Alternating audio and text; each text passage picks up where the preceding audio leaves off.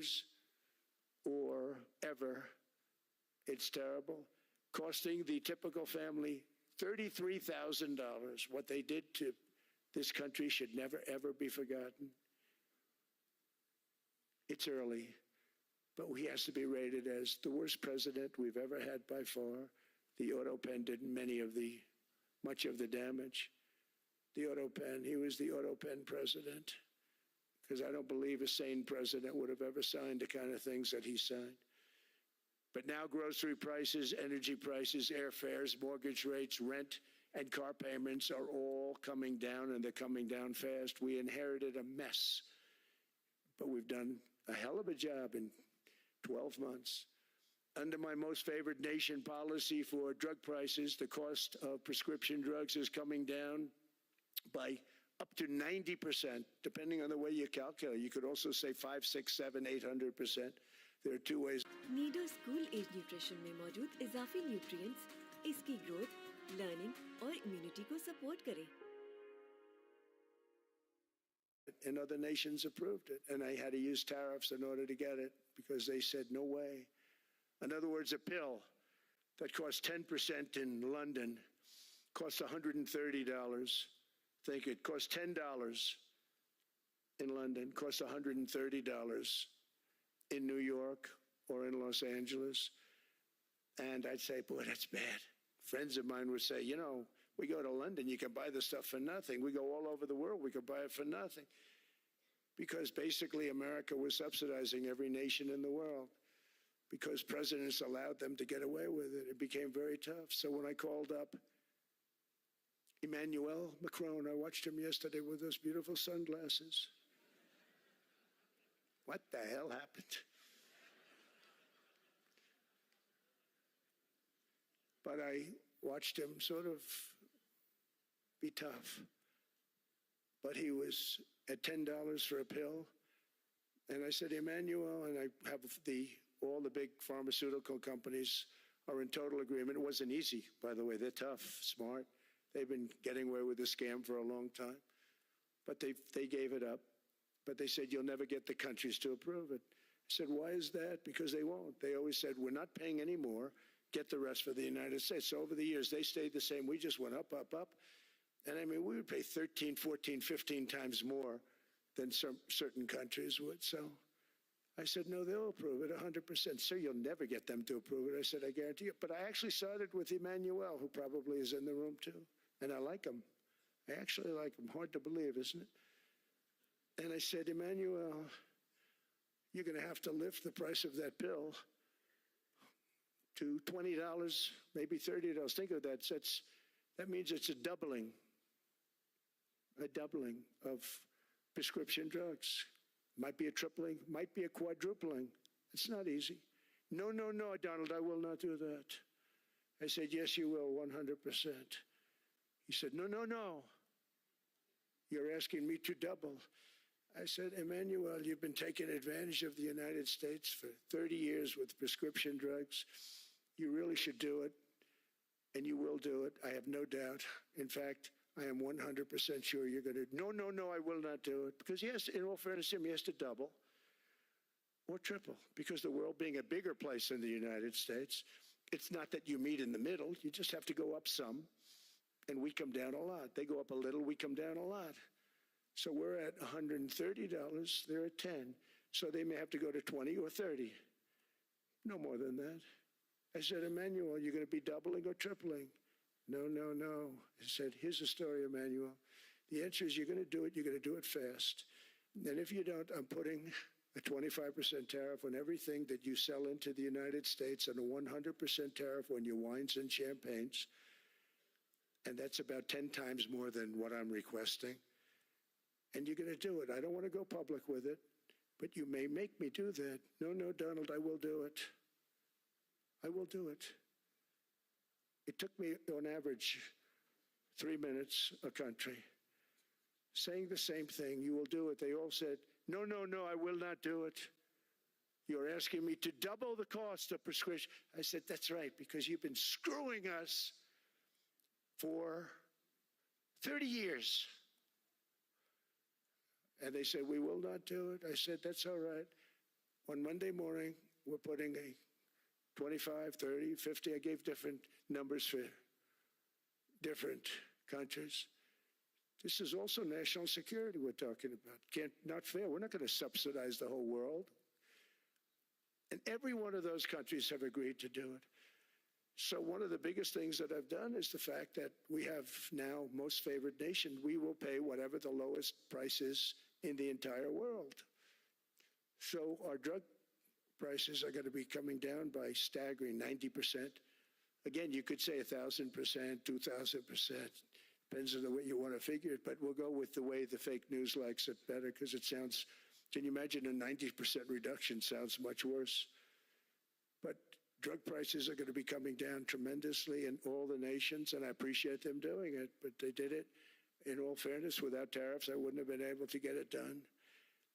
After declining $3,000 under Biden, real incomes are up in the United States by $2,000, $3,000, and even $5,000 and more. Home ownership has always been a symbol of health and vigor of American society, but that goal fell out of reach for millions and millions of people in the Biden era because interest rates went up so high.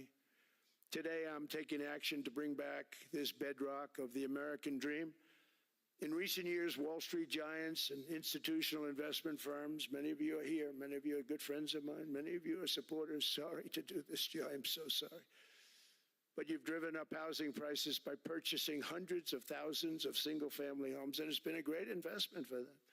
Often as much as 10% of houses on the market.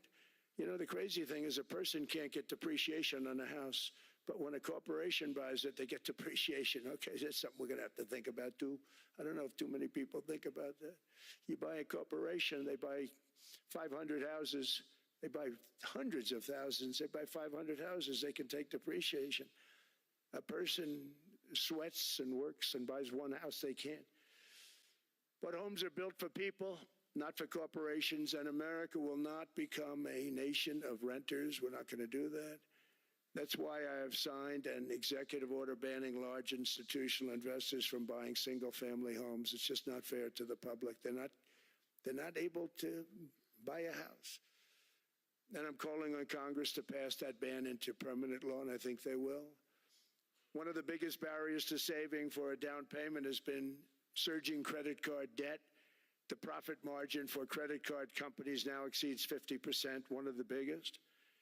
And they charge Americans interest rates of 28%, 30%, 31%, 32%. Whatever happened to usury?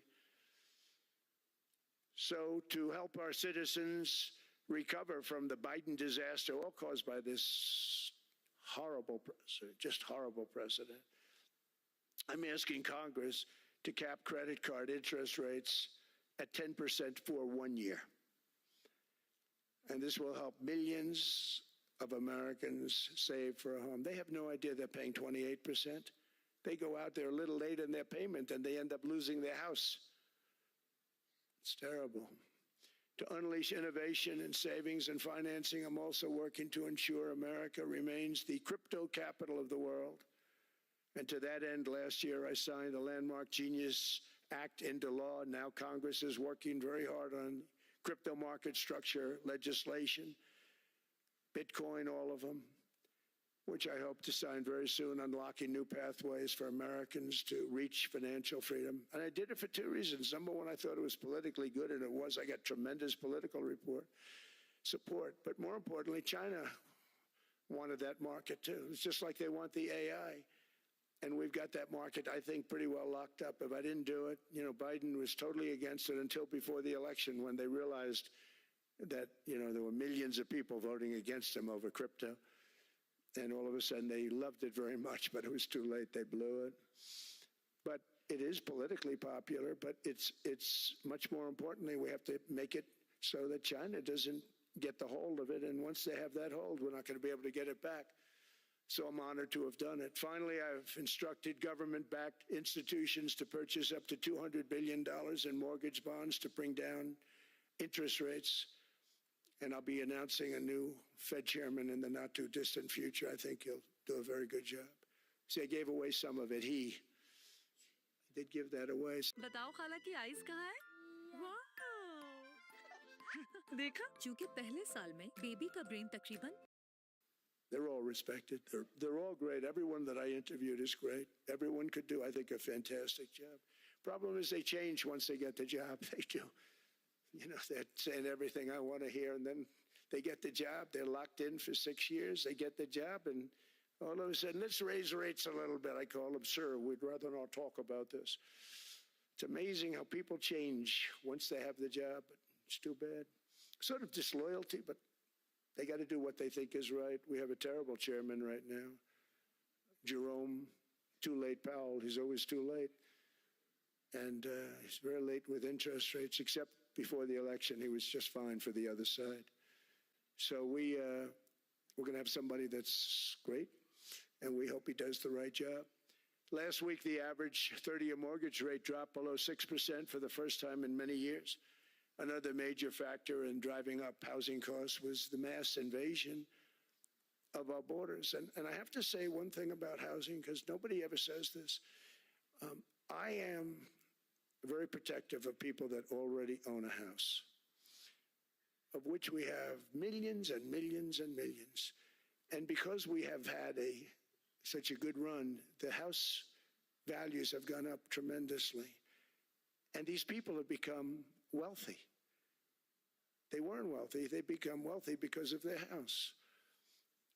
And every time you make it more and more and more affordable for somebody to buy a house cheaply, you're actually hurting the value of those houses, obviously, because the one thing works in tandem with the other. And I don't want to do anything that's going to hurt the value of people that own a house who, for the first time in their lives, are walking around the streets of whatever city they're in, very proud that their house is worth $500,000, $600,000, $700,000. Now, if I want to really crush the housing market, I could do that so fast that people could buy houses, but you would destroy a lot of people that already have houses. In some cases, they've mortgaged their house, and the mortgage would be very low, and all of a sudden the mortgage without any changes becomes very high, and they end up losing the house. I'm not going to hurt, and I speak with Scott, who's doing a fantastic job, and Howard, who's doing a fantastic job, and all of my people.